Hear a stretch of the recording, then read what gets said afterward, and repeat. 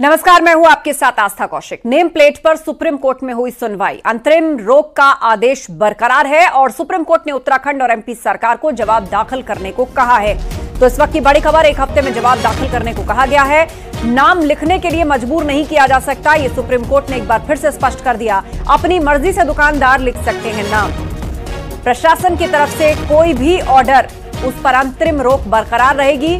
Name plate मामले में supreme court में सुनवाई हुई है और एक बार फिर से सुप्रीम कोर्ट ने दोहराया कि नाम लिखने के लिए मजबूर नहीं किया जा सकता। अपनी मर्जी से हालांकि दुकानदार नाम लिख सकते हैं। इसके अलावा एमपी और उत्तराखंड सरकार को भी जवाब दाखिल करने को कहा है कोर्ट ने। एक हफ्ते का समय दिया गया है। एक हफ्ते में समय के भीतर दोनों ही सरकारों को सुप्रीम कोर्ट में जवाब दाखिल करना है। आपको बता दें, इसी तरह का आदेश उत्तराखंड सरकार और एमपी सरकार ने भी दिया कावड़ रूट पर, जिसके बाद अब उनको एक हफ्ते के भीतर जवाब दाखिल करना होगा। नेम प्लेट मामले पर सुप्रीम कोर्ट में सुनवाई हुई और अंतरिम रोक का आदेश बरकरार है। सुप्रीम कोर्ट ने उत्तराखंड और एमपी सरकार को जवाब दाखिल करने को कहा है। एक हफ्ते में जवाब दाखिल करने को कहा गया है और नाम लिखने के लिए मजबूर नहीं किया जा सकता। अपनी मर्जी से दुकानदार नाम लिख सकते हैं, ये कोर्ट ने एक बार फिर से स्पष्ट किया।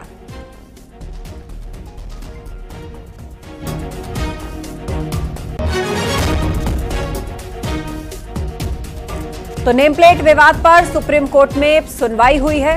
अंतरिम रोक का आदेश बरकरार रखा गया है। अपनी मर्जी से चाहे तो दुकानदार नाम लिख सकते हैं, लेकिन प्रशासन उनको फोर्स नहीं कर सकता। सुशील पांडे से इस पर अपडेट लेते हैं। सुशील, कोर्ट में इस सुनवाई के लिए यूपी, उत्तराखंड और एमपी सरकार को आदेश दायर करना था और अब एक हफ्ते का वक्त दिया गया है एमपी और उत्तराखंड सरकार को इसमें अपना जो है पक्ष रखना होगा। यूपी सरकार की तरफ से कुछ कहा गया क्या सुप्रीम कोर्ट में आज? जी बिल्कुल, देखिए सीधे तौर पर उत्तर प्रदेश सरकार की तरफ से पहले तो जो एक्स पार्टी ऑर्डर था, यानी कि एक तरफा जो सुप्रीम कोर्ट का आदेश था, उसका विरोध जताया गया। उनकी तरफ से कहा गया कि एक तरफा आदेश सुप्रीम कोर्ट को जारी नहीं करना चाहिए था। हालांकि सुप्रीम कोर्ट में उत्तर प्रदेश सरकार की तरफ से जो जवाब दाखिल किया गया है उसको सुप्रीम कोर्ट ने रिकॉर्ड पर नहीं लिया है, क्योंकि सुप्रीम कोर्ट ने कहा कि हमने अभी उत्तर प्रदेश सरकार के जवाब को नहीं देखा है। वहीं उत्तराखंड और मध्य प्रदेश सरकार की तरफ से सुप्रीम कोर्ट में 2 हफ्ते का समय मांगा गया था जवाब दाखिल करने के लिए। सुप्रीम कोर्ट ने 1 हफ्ते का समय दोनों राज्यों को दिया है कि 1 हफ्ते में दोनों राज्य सरकारें सुप्रीम कोर्ट में हलफनामा दाखिल करके ये बताएं कि जो फिलहाल नेम प्लेट विवाद के मामले में तमाम आरोप लग रहे हैं, के पीछे की वजह क्या है। इसी बीच मध्य प्रदेश सरकार की तरफ से भी ये कहा गया कि चूंकि उज्जैन म्युनिसिपैलिटी कॉर्पोरेशन की तरफ से ऐसा आदेश जारी किया गया है, लेकिन कोई पोस्ट नहीं किया गया है। उत्तर प्रदेश सरकार की तरफ से कहा गया है कि शिव भक्तों के भोजन का हमें ध्यान रखना बेहद आवश्यक है। वहीं सुप्रीम कोर्ट में उत्तर प्रदेश सरकार की तरफ से जो हलफनामा दाखिल किया गया, उस हलफनामे में फोटोग्राफ्स भी उत्तर प्रदेश सरकार की तरफ से लगाए गए हैं, जिनका नाम फिलहाल राधे श्याम भोजनालय के नाम से है, सरस्वती भोजनालय के नाम से है, लेकिन उसके जो मालिक हैं वो दूसरे समुदाय के हैं। लिहाजा भोजन के आधार पर कानून व्यवस्था ना बिगड़े, ये उदाहरण पेश करने की उत्तर प्रदेश सरकार ने सुप्रीम कोर्ट में अपनी तरफ से दलील दी। सुप्रीम कोर्ट ने कहा कि जितने भी फिलहाल कांवड़िए हैं, उनके भोजन के पसंद को ध्यान में रखना बेहद आवश्यक है और जिस तरह नेम प्लेट विवाद के मामले में यह आदेश जारी किया गया है, उसमें कई ऐसे उदाहरण देखने को मिले जिनमें होटल का नाम कुछ और है और उसके मालिक कोई और हैं। लिहाजा इस पूरे मामले में ये एडवाइजरी जारी की गई है, लेकिन किसी भी होटल के मालिक को फोर्स नहीं किया जा रहा है कि वो इस प्रकार का काम करें। लेकिन जो कांवड़िए हैं, उनकी भी मर्यादा का ध्यान रखना बेहद आवश्यक है कि वो साफ और शुद्ध भोजन अपनी यात्रा के दौरान करें। अगर इस प्रकार के होटल्स में इस प्रकार के मालिक होंगे तो निश्चित रूप से कानून व्यवस्था बिगड़ सकती है। सुप्रीम कोर्ट ने फिलहाल अपने अंतरिम आदेश में कोई भी बदलाव नहीं किया। सुप्रीम कोर्ट ने कहा कि हम 1 हफ्ते के बाद दोबारा इस पूरे मामले की सुनवाई करेंगे और उसके बाद देखेंगे कि इस पूरे मामले में और क्या किया जा सकता है। लेकिन उत्तराखंड सरकार और मध्य प्रदेश सरकार की तरफ से भी इस पूरी दलील का विरोध किया गया और ये कहा गया कि ऐसी कोई बात नहीं है, कि ऐसा कोई कानून नहीं है कि नेम प्लेट दुकानदार ना रखें, क्योंकि हर व्यक्ति का अपना पसंद करने का अधिकार है, भोजन वो कहाँ करता है। लेकिन उसमें अगर नाम दुकानों पर होगा तो निश्चित रूप से इसमें कानून व्यवस्था नहीं बिगड़ेगी। बहरहाल मामले की सुनवाई जो है वो फिलहाल 1 हफ्ते के लिए टाल दी गई है।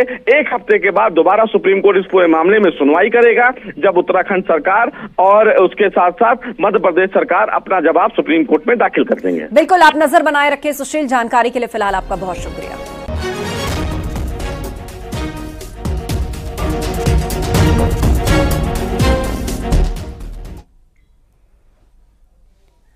उधर शामली जिले से हर रोज हजारों की संख्या में कांवरिये निकल रहे हैं। भोले के भक्त शामली से होते हुए हरियाणा, राजस्थान, मध्य प्रदेश और गुजरात तक पहुंचेंगे और आशंका है कि इस बार करीब 10 लाख कांवरिये गंगा जल लेकर शामली से गुजरेंगे, जिसको लेकर शामली प्रशासन और पुलिस प्रशासन ग्राउंड जीरो पर कांवड़ यात्रा का जायजा ले रहे हैं। कांवड़ यात्रा को लेकर शामली पुलिस प्रशासन लगातार मॉनिटरिंग कर रहा है। सुरक्षा की दृष्टि के मद्देनजर चप्पे चप्पे पर भारी पुलिस फोर्स है। सीसीटीवी की निगरानी में शामली जनपद से कांवड़ यात्रा गुजर रही है और इस यात्रा के मद्देनजर डीआईजी सहारनपुर पहुंचे और अधिकारियों के साथ कांवड़ मार्ग का भ्रमण किया। डीआईजी सहारनपुर ने कांवड़ यात्रा को सौहार्द और शांतिपूर्ण तरीके से पूरा करने के लिए डीएम और एसपी को निर्देशित किया। के संबंध में प्रशासन और पुलिस द्वारा सारी तैयारियां पूरी कर ली गई हैं। जिलाधिकारी और एसपी शामली दोनों लोग लगातार भ्रमण पे हैं। जो भी कांवड़ के शिविर हैं उसकी पारंपरिक तौर पर जो भी लगते हैं उसकी नियमानुसार अनुमति प्रदान की गई है। सभी लोग कांवड़ के शांतिपूर्ण तरीके से जा रहे हैं। आप लोग आज ग्राउंड जीरो पर पहुंचे हैं, एसपी शामली भी हैं सर, डीएम शामली भी हैं सर, तो दंगाइयों को किस तरह के सर जो है आपकी तरफ से निर्देश है सर कि कोई लोग जो है बवाली टाइप के जो लोग होते हैं सर उनको क्या कहेंगे? इसमें पूर्व में ही सारे ऐसे जो लोग हैं उनको चिन्हित किया गया है और जिला स्तर पे भी कार्रवाई, कई दौरों की मीटिंग जिलाधिकारी और एसपी द्वारा की गई है और लोगों से वार्ता की गई, कांवड़ शिविरों में वार्ता की गई। केंद्र बनाए गए हैं, अन्य जो है स्थल ऐसे बनाए गए हैं जहां कांवड़िया विश्राम कर सके, खाने पीने की सर व्यवस्था हो, तो सर उसको लेकर के सर क्या किया? जैसा कि आपने बताया, बीच बीच में कांवड़ श्रद्धालुओं की सुविधा के लिए अनेक टाइप के काउंटर बनाए गए हैं। खोया पाया काउंटर भी हैं, पुलिस की चौकियां भी हैं, मेडिकल विभाग के भी शिविर हैं और इसके अलावा कई जगह पे लोकल संस्थाओं द्वारा, हॉस्पिटल्स द्वारा और निजी व्यक्तियों द्वारा भी लोगों की सुविधा के लिए शिविर लगाए गए हैं।